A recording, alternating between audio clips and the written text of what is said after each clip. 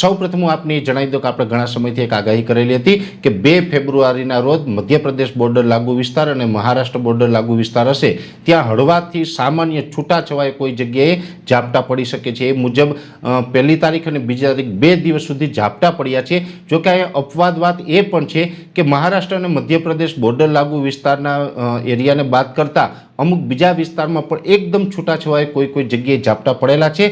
જેમાંથી મારી નજર સમક્ષ જે આવ્યું છે એમાં એક છે ગીર સોમનાથ જિલ્લાનું સૂત્રાપાડા, ત્યાં પણ આપણે માવઠું નોંધાયું હતું। જો કે આ માવઠું થયું સાથે સાથે પવનની ઝડપ વધારે હતી। આમ તો ઘણા સમયથી અમે આગાહી કરતા હતા કે ભાઈ હમણાં આપણે પવનની ઝડપ વધારે રહેવાની છે। જો કે અત્યારે આપણે પવનની ઝડપ છે એ નોર્મલ થઈ ચૂકી છે, છતાં પણ આપણે જે પવનની ઝડપ વધારે હતી આપણે દરેક ખેડૂત ભાઈને એક અપીલ કરતા હતા કે જ્યાં સુધી પવનની ઝડપ હોય ત્યાં સુધી આપણે શિયાળુ પાકને પિયત ન આપવું, ખાસ કરીને જે ઊંચાઈવાળા પાક હોય એને પિયત ન આપવું। જો પિયત આપવામાં આવે તો ઢળી જાય।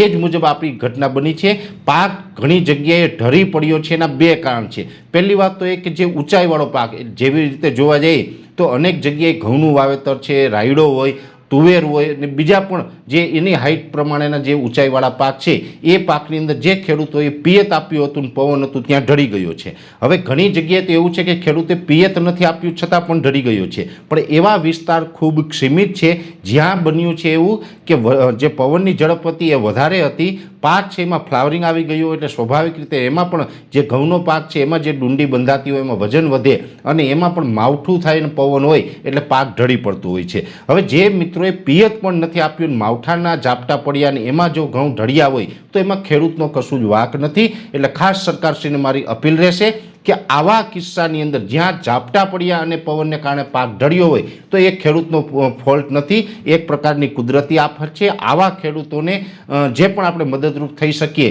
એ કાયદાકીય જોગવાઈ મુજબ મદદરૂપ થવું જોઈએ।